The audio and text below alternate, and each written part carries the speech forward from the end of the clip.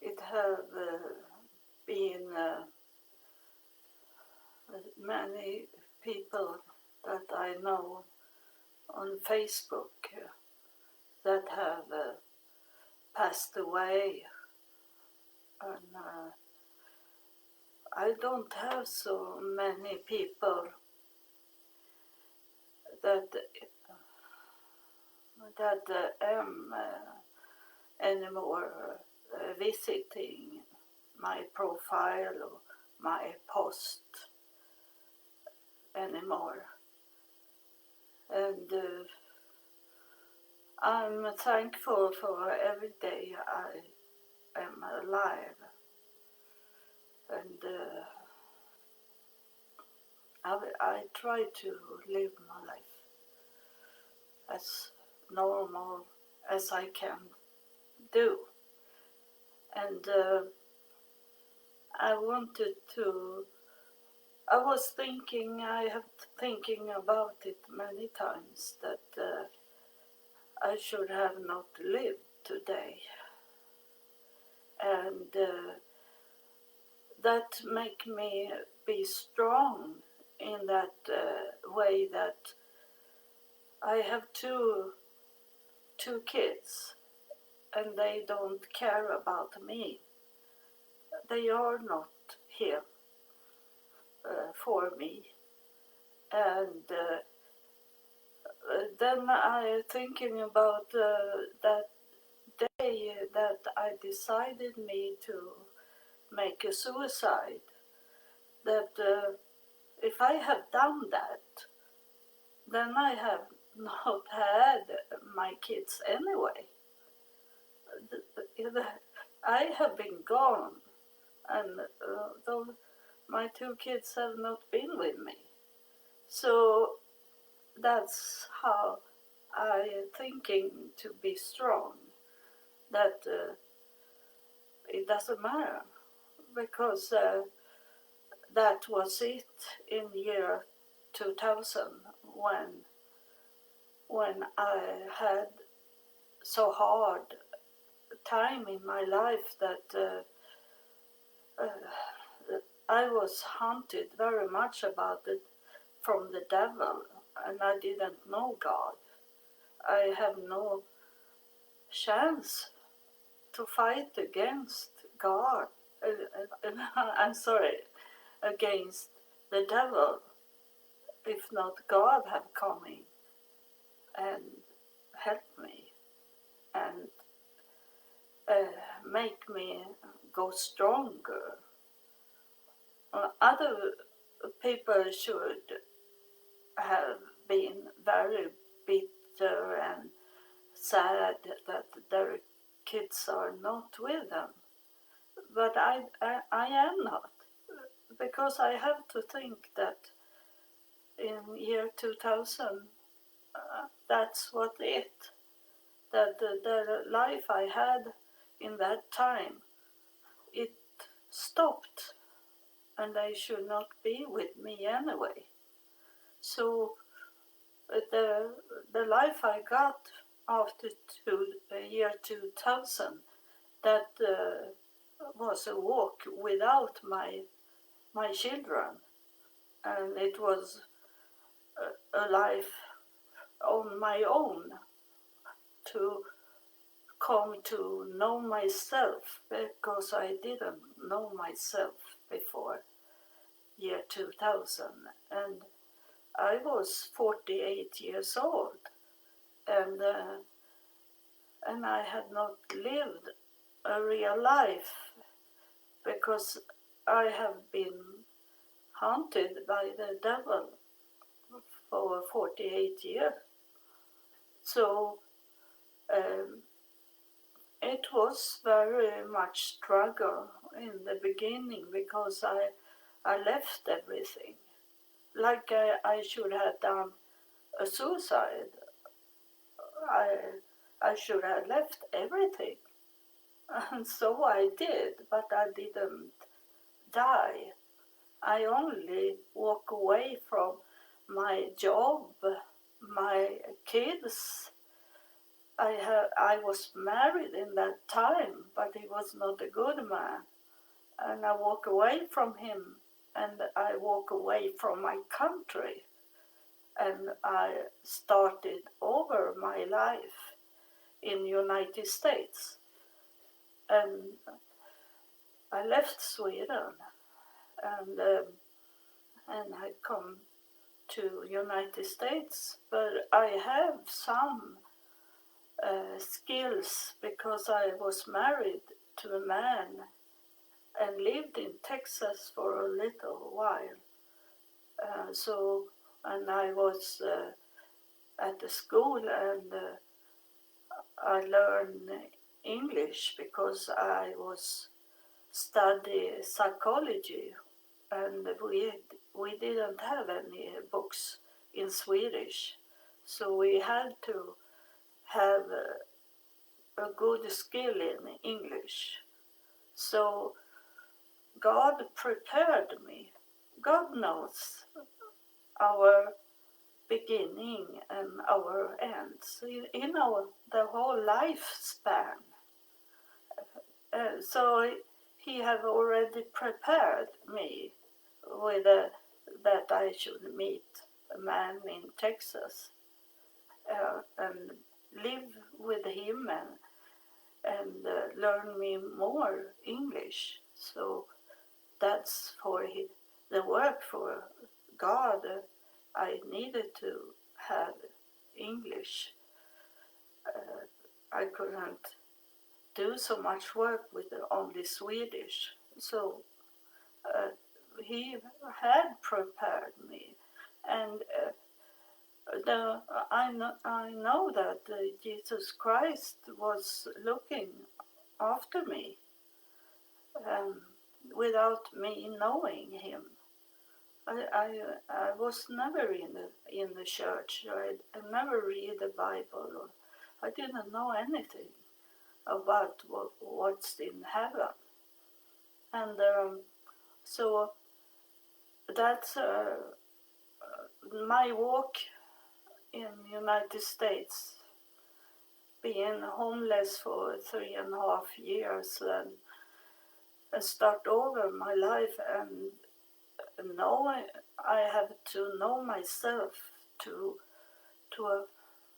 not only have faith in God, but I needed to have faith in myself also, that I could manage my life without knowing what to do when you are coming to another country and you're standing there and you don't know what to do. You don't have any money. You don't know how it is to be homeless. I didn't. I have quit drinking for many years before that. I did. I go to the gym every day and exercise, and I didn't drink. My husband was drinking and do drugs, but I walk away from home and have a nice time at the gym, and exercise and be alone from all this mess my husband was into. So I was not in any drugs or drinking when I come to United States. But I have to live with the people that do drugs and drinking. And of course I was judged by that no one that didn't, no one that have a clean life should be homeless. So of course they judge me. And I was big in my body. I was not slim. I was bigger than what I am now. So they didn't see me suffering. So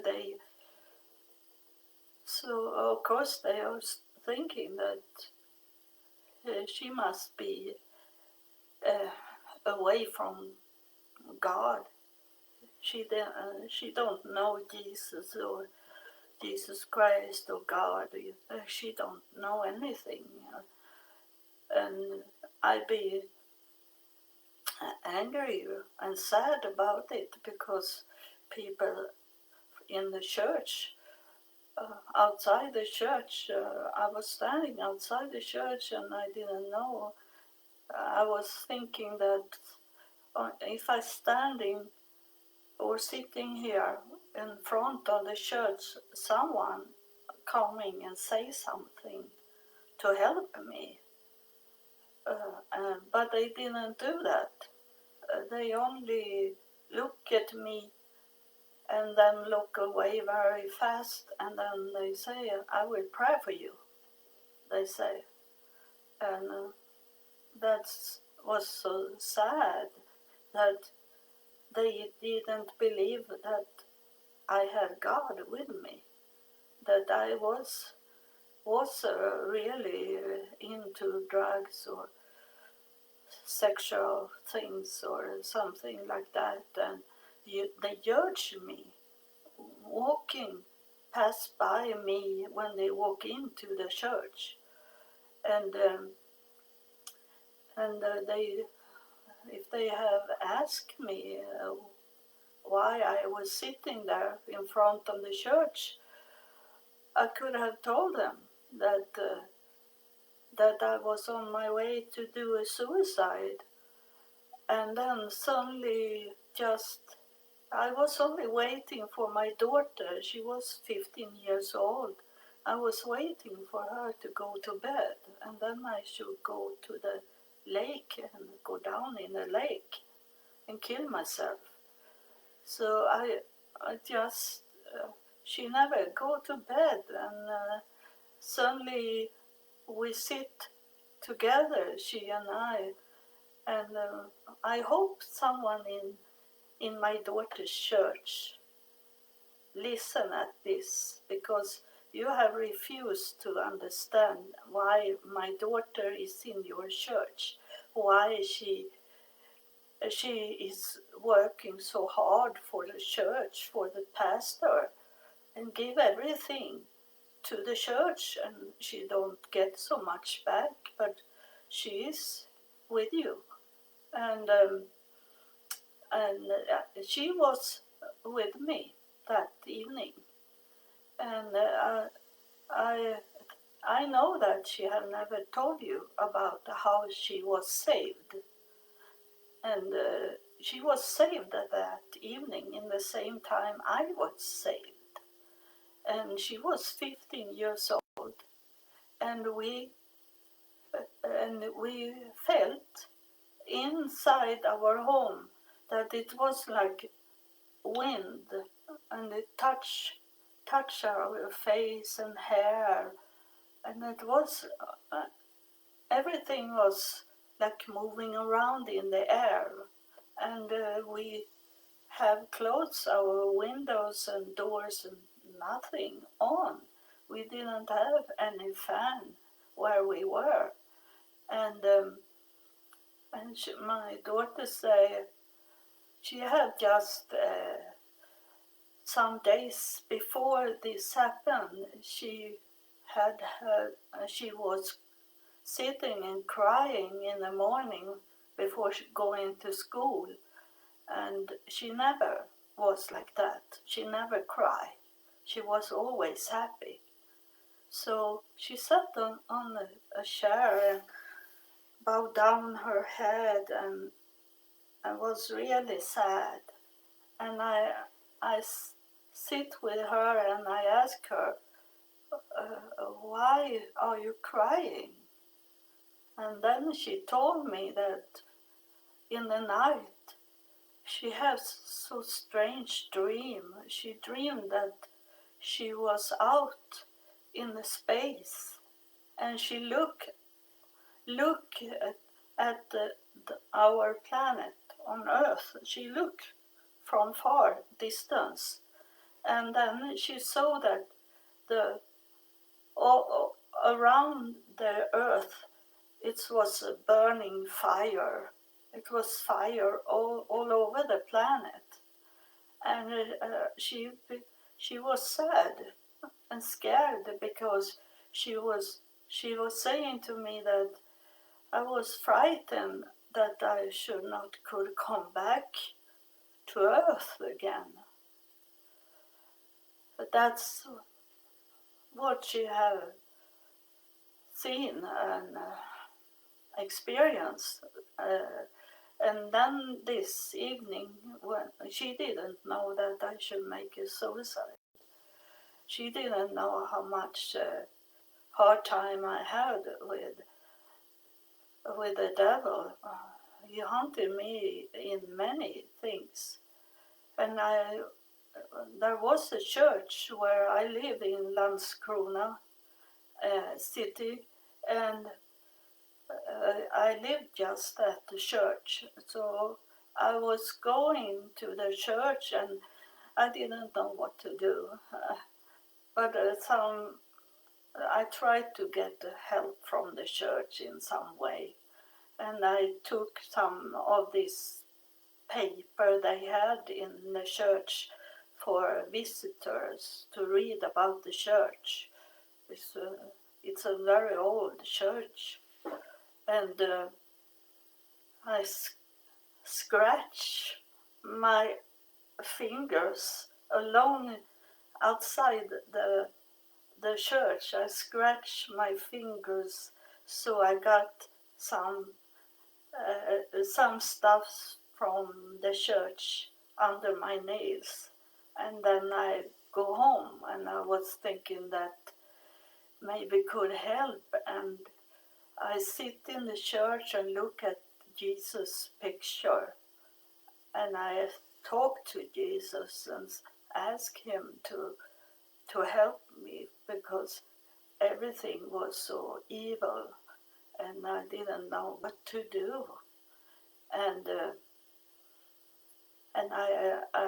then that evening I couldn't take it anymore because I was in my bed the day before, and I was fighting with the devil. He had, like me, he had a hood.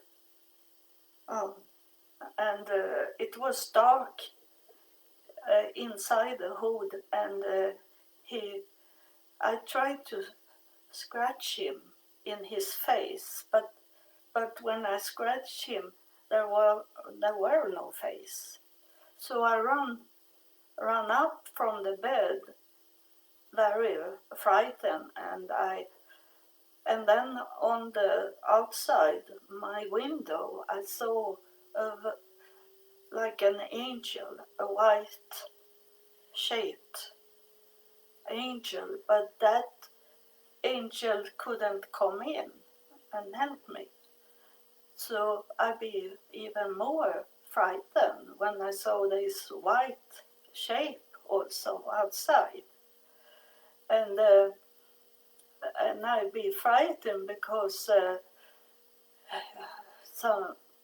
maybe some months earlier I have dreamed that I was going to a house, and there inside the house there was a dark, like a devil, running after a child, and I tried to come into that house and I couldn't. So I was screaming until I wake up. I was screaming, run, run, run. And I understood. It was like I was standing outside my own home and couldn't help myself. That was so weird. It was very frightening when you don't know anything about God and how to defend you. So that's I had coming to the end in my trying to fight against the devil. So I decided me to make a suicide. But my daughter, she felt this in the air like I did. So she look at the internet. She go out and look at the internet and see what to do. And there is, we were thinking ghost, but today we know it's not ghost, it's spirits. And she look up and she say, we can talk to those a ghost that is in our home, and we should have 5 candles on the table lighting up, and then we should burn herbs. And my husband, he was a chef in a restaurant in Texas, so we had lots of herbs in our home, and so we put it together and burn it, and then we walk around in the home because it says so on the internet. And then I say to my daughter, we sit down and wait and see if something happens, that they are talking to us. So we sit down and we have all lights on. We have all the lights on. We were so scared. And we were waiting and waiting and waiting. And and it took a long time. And I was on my way to tell my daughter that there will be nothing.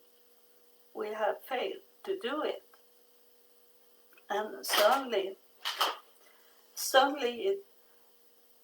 there I saw a girl coming in the air, and she looked like an Indian girl, Indian, native, American.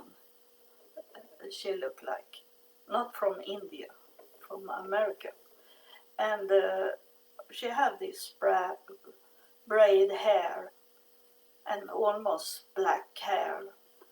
And then I understood that's how you do in the spirit, that you know things that you shouldn't know. But I say to my daughter, that's me that is coming. It's me as a child coming. I look like an Indian girl, and I have this braid hair. And my father used to sing a song, and the song is Swedish, but it was like, I want to have a little girl with braid hair. I started to sing for her. She had never heard that song, and I say that to her. And then suddenly my father come from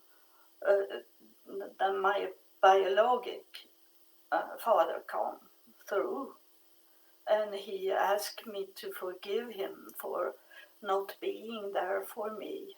He was a heavy drinker, and he was always he was a manager for an insurance company, so he had lots of money, but he was drinking, and he always was with famous people in our city and sit on a nice restaurant and drinking. And he asked me to forgive him for not being there for me when I was a child. And then he asked some private things that I don't want to say here, because then I'd be blocked. It'd be black, the screen. So I felt in the air, it was total, it was really thick of love in the air. It was almost so I couldn't breathe. It was thick of love. And I say that I forgive him what he had done to me as a child. He died when I was 17 years old. And this was year 2000, and I had been dead for 30 years. And then suddenly it come other people and ask, and I know them, all of them.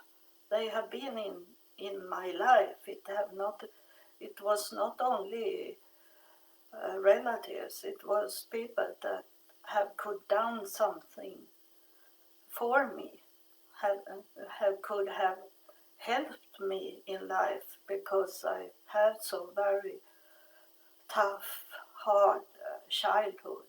I was abused so much, and he could have helped me to, because he saw me once be beaten up of my brother and sister, and he come and helped me to escape them.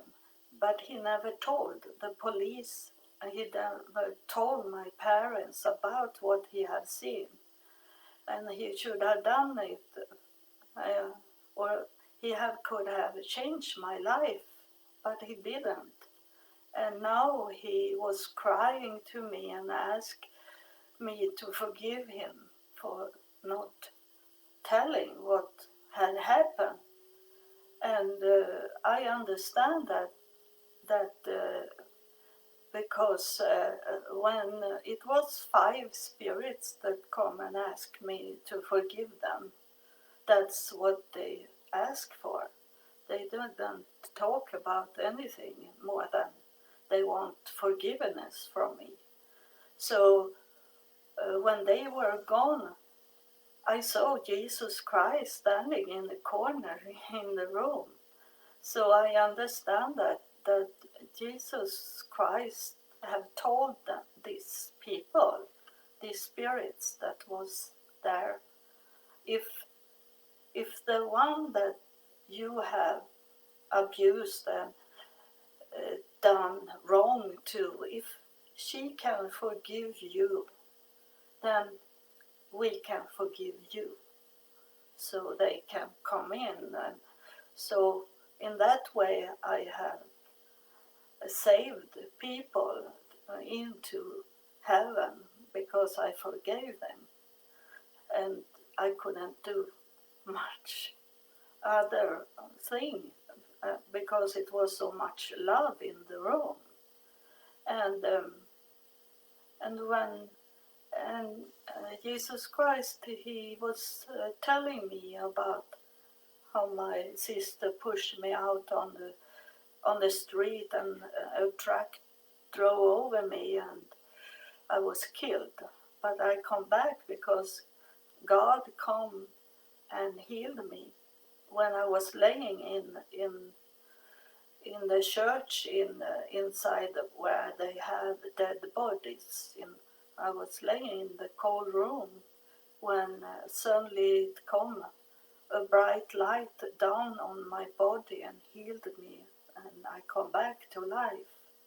And I have that healing in my body.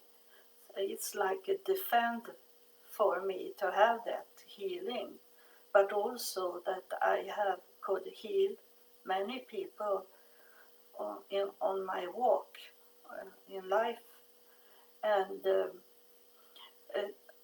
then Jesus, when Jesus Christ had said about my childhood, it was quiet for some seconds, and then suddenly it came a bright voice in the air, and I couldn't say where the voice was coming from. It come not from the left or the right. It was not far. in front of me. It was like the voice was only here and now, here and now. It was no body.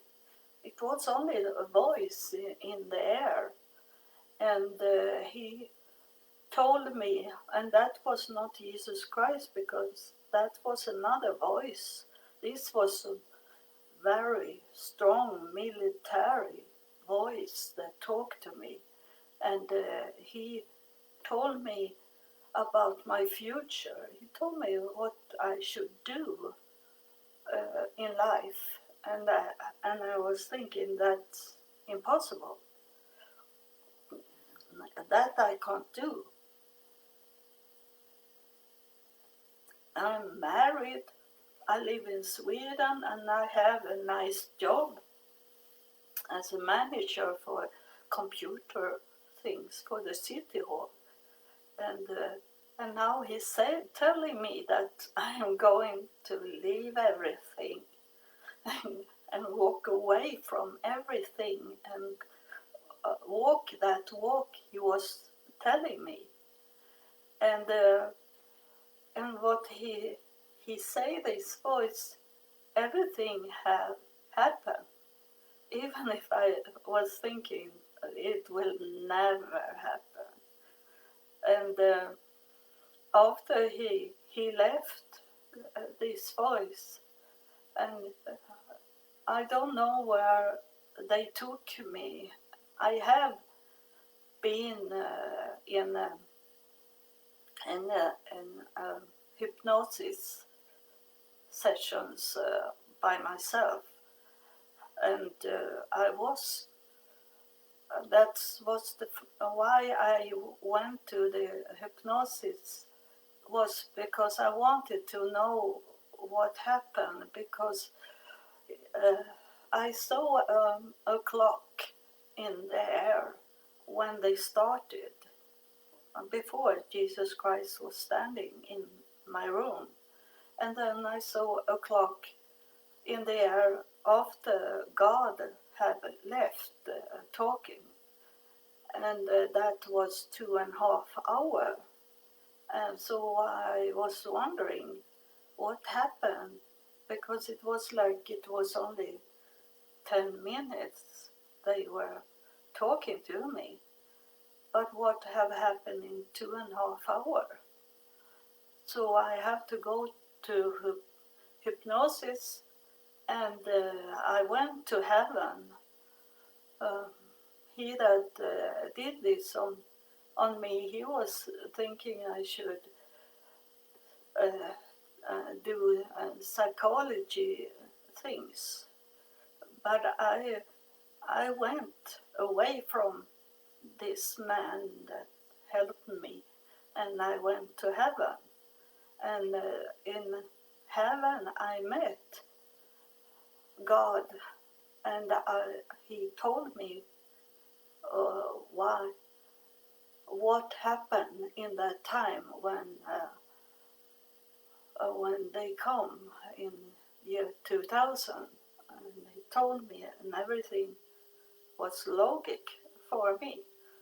It was true.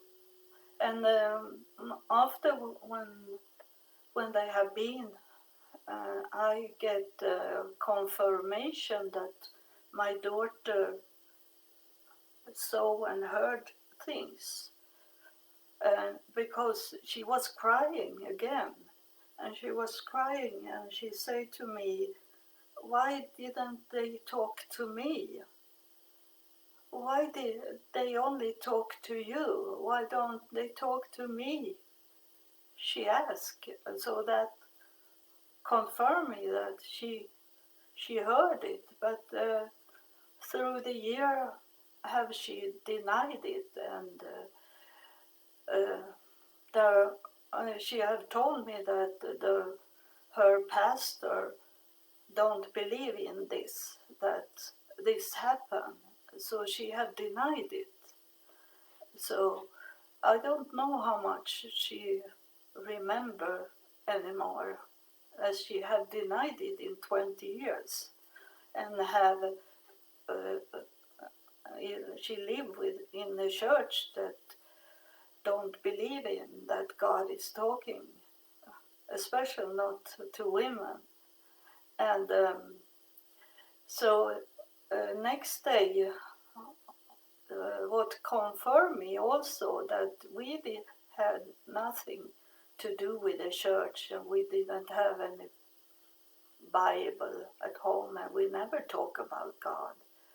But next day, my daughter, she come late home from school, and she said to me that she had been to the church, and she joined the church in our city, and she was together with a youth group in that church. It was a Lutheran church. But later on, because God has changed her, she was by herself. And suddenly it come many in her school and wanted to be friend with my daughter. It changed her life, and she went to France on a conference for the church, and coming back after 2 years, she was she go friend with a pastor's daughter, for a pastor for Pentecostal church, and she was the best friend, and she was with that pastor's family, and they have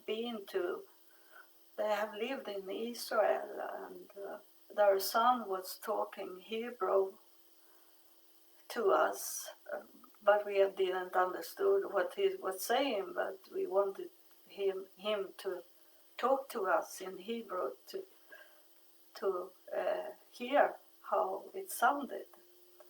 And so it confirmed that things happen for her also, but not in that same way as for me, because then I have two decisions to do. Either should I continue to go into the sea and kill me, or else I should only go away from everything. And it was like in the air, I saw like a pipe, and I was in that pipe, and behind me was the door, the opening was closed, so I have to go forward.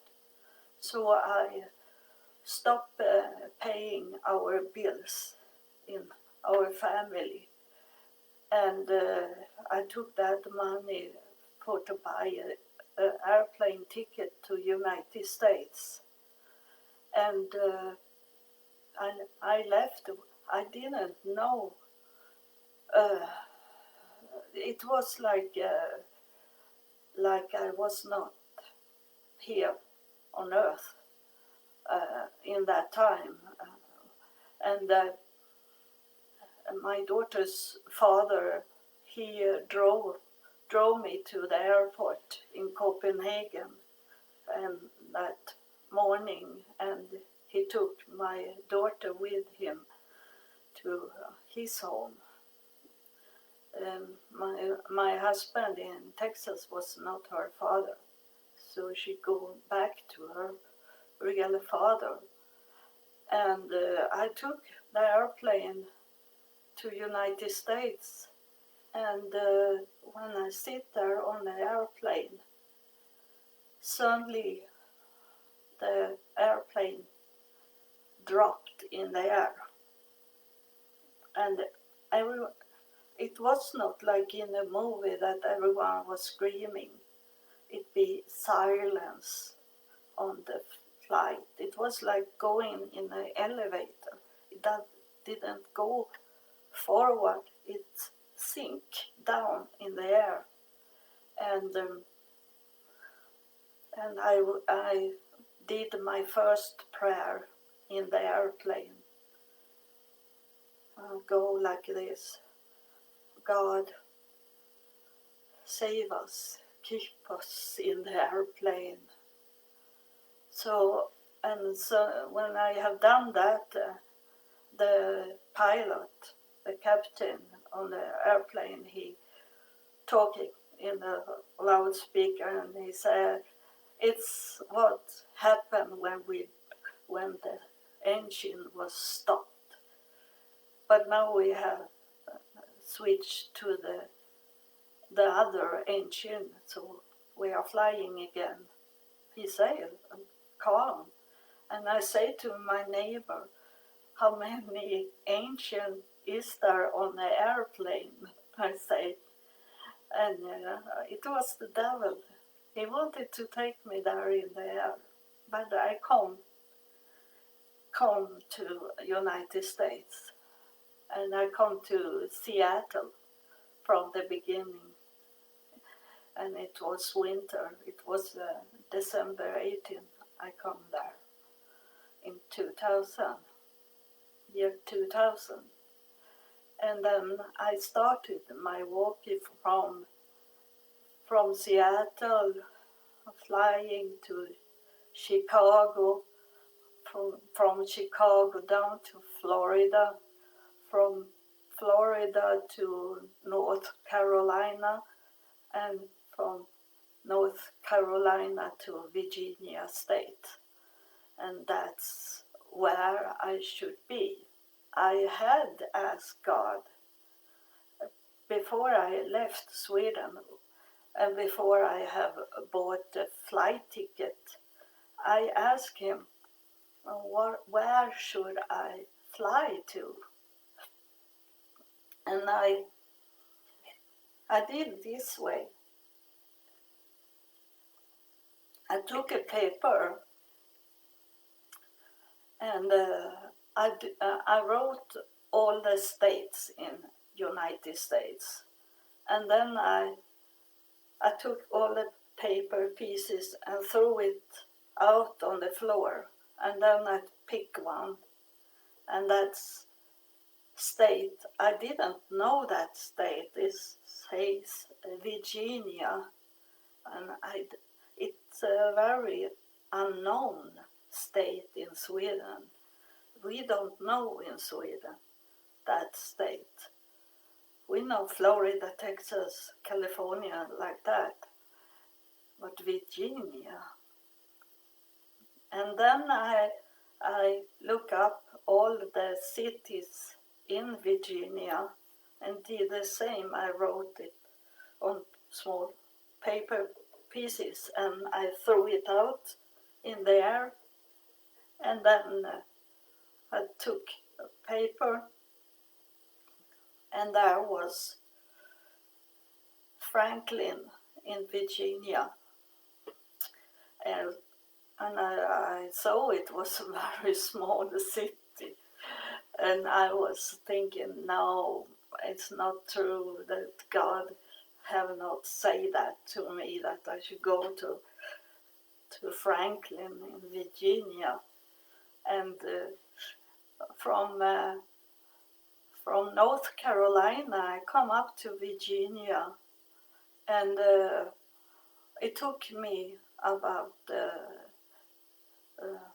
2-3 months to come to Virginia from Seattle, and then I was in Virginia Beach, rent a room in Virginia Beach for 1 month, and I was in an evil place.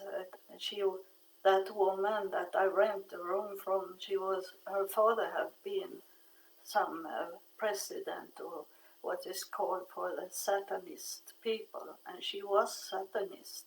I was in the Satan's house, so, but God helped me, so she had to move away from her home, and I come to Franklin. She drove me to Franklin, where I was staying for almost a year with a pastor. He had been a pastor for 40 years, and I live with him far out from the closest was Franklin, was the city, but we live out on the farm. And I was the only white person at the farm. And I come to him and I say to him, sit down at his kitchen table, and he look at me, what are you doing here? And that woman I lived with, she had fooled everyone, and she tried to force him to take me into his home, and he didn't know that she wanted me to stay there in his home. So he asked me, what are you doing here? And I say that it was like I was in the spirit, because I say that you are going to, I didn't know he was a pastor in that time. I say, you are going to teach me about the Bible. Everything you know about the Bible, you are going to teach me. I say, and then you are going to die. And he looked at me and he thought it was very fun that I said that he should die after have educated me in the Bible. And so I didn't know that he was that he had different personalities. So that one weird personality thought it was a fun game we should do. So he said, you can stay with me, he said to me. So I got a room in his big house because he was a multi-millionaire. His son was working for, I think it was Bush, the younger in that time. You can correct me, I don't really know. But he was a financial man for Bush. He worked in Pentagon, this man. And this old pastor, he had a property that I couldn't see from the end of it, from the window. It was far out. He had his property. He very wealthy man. And I tell you the short story about it, that every evening we sit with the Bible and study the Bible. Every evening, even in the daytime sometimes. And one day, this old man, he was over 80 years old, and he was doing food. And I sit at the kitchen table and I say, now I know, now I understand the Bible about this when Jesus is coming with to those fishermen, those disciples that should be his disciple, when he come to the boat and they lay net, the fish net, and Jesus said that they should come with him to be fisherman, real fisherman. And I understand, I say to him, that fish net, the net they threw out there in the water, that what Jesus was saying, that it's a longitude and those there and there on earth. It's like a net. Sometimes you can see that on our planet. It's like a net around the planet, and that was like a fisher net. And that's where you catch people that is in the world, inside the net. There is the people that we are going to catch and get to understand this about God's kingdom. And the old pastor, he looked at me and smiled, and he said that, are you going to teach a pastor of being in 40 years? He had even written some books. Are you going to teach an old pastor for 40 years about the Bible? He said to me. And then that day he never opened up the Bible. He took his big Bible and put it in the bookshelf, and it was staying there. And then he started to be sick, mental sick, be another person in his 50, even if he was 80. And then he started to make a grave. So he understood. He remembered that I have said that to him when I come to him, that he should teach me about the Bible. And now he didn't teach me anymore about the Bible. So now he started, he showed me where he should lay in his grave. They have a family graveyard at the property because they were so wealthy. And so he showed me, he buy chains that he wanted to be around the grave where he was laying. And so he didn't understood. He was a pastor and didn't understood what I was saying. In the spirit, it was not that he should die literally in his body. He should die in the spirit, and he did, as he changed his way from being a pastor to be a real nasty man that going out in the evening and buy women like that and be a very bad person. And in the end he wanted to kill me, and I have to take help from his youngest son that was a police, he was a detective investigator for the police, and when I call the police, they say that they are going to send someone to help me to get out from that situation with, I had guns on me, and his own son come and took me out. And he was very scared, his son, because they never, he had 4 or 5 sons, and they never walk into their father's home. And now he have taken away me from his father, so he was very scared.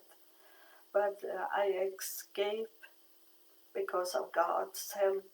I escaped to be killed of the pastor. And many after that have tried to kill me of the pastors in the way that they think that I am wrong when I'm talking about God and Jesus Christ and Jesus. They think that I don't know anything about it when it's the opposite. They don't know, and they don't want to listen. I have been to Africa like that, and I was the last one that could preach in those churches I was, because I was a woman. And I have been 3 times to Israel. I have been to Portugal in God's business. I have been around, and God have shown me many things, and He have talked to me many times. And those pastors, male pastors, it's not women, they don't care what I'm talking about, the female pastors, but male pastors, they think they should teach me what the Bible is saying when I live in the Bible. I have lived in the Bible for 20 years. I have the Bible here.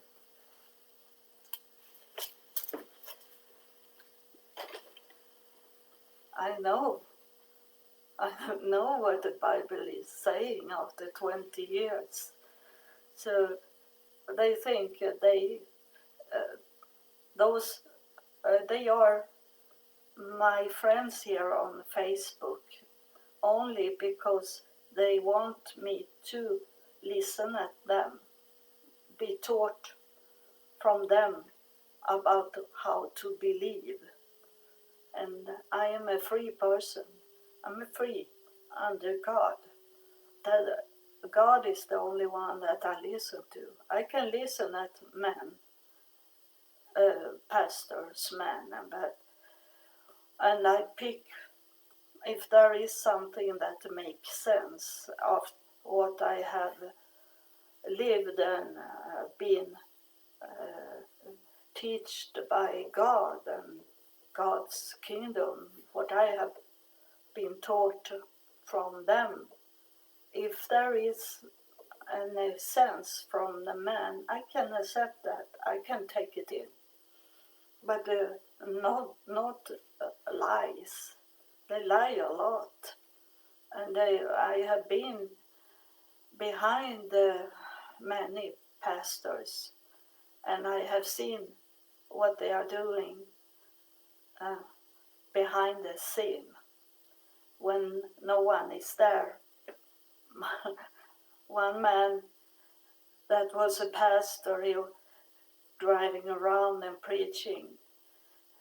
He wanted me to build the altar, and then on the altar he wanted me to take off my clothes, and he took off his clothes. And I have seen so many things that they don't show you. They look like they are so holy, and then they are really nasty, because you expect the people that standing in the pulpit that everyone look up at, and they have mega churches, and then you expect them to be better than those people out in the world. But so that it be worse, as you expect them to be a little, at least holy, a little more like what God wants them to do, and in private. They maybe do that in the church, do what God wants them to do, but private, there they are someone else. They are not what they look like when they are in the picture. And I have seen it. Why should I follow them when I know what's going on behind the scene? But God has shown me so much. So that's, I was not thinking that I should talk so much, but it's good. I talk like this in my podcast. I usually think that I should talking 1 hour about that. in my podcast, so I'm used to talk 1 hour, and that I did just now. And I thank you, you that have watching this and listen at me and not taking away the sound and listen at me. And I will tell you that the podcast I have, the last episode I did yesterday, it was about healing. So if you suffering from illness, or you know someone that am sick today, that have COVID or cancer, or smaller things also that bother them, they should listen at that podcast about healing, that last I did now, because it was 1 hour going around with the energy of healing, sending out to everyone that listen at my podcast in that episode. I don't force you to do it, and I don't force you to even open my podcast, but it's on you. It's yours, responsible for your life. And like I say about these people that come and ask me for forgiveness, God saw that this man, for example, that didn't help me more than took away my brother and sister from killing me.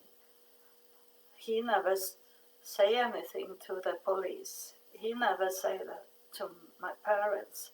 But God saw that, and he was on his way to hell when God had mercy on him and let him talk to me, and I say, I forgive you. And that's the same thing. If you know people that are sick and you don't do anything for them to be healed, that's on you. I can only tell you that my last episode was healing, going out from that healing I got when I was 2-3 years old, and a truck drove over me. But I come back to life because God's mercy, God's energy was on me and going into me and heal me, and that is in my body. So when I speak life, I speak healing for these people that listen on my podcast. That's what I wanted to say. So I thank you, and God bless you. God bless you so much. Don't have any fear. Stay focused on God, the real God, that is the Father of Jesus. Stay focused on Jesus, Father, God. Thank you. I love you.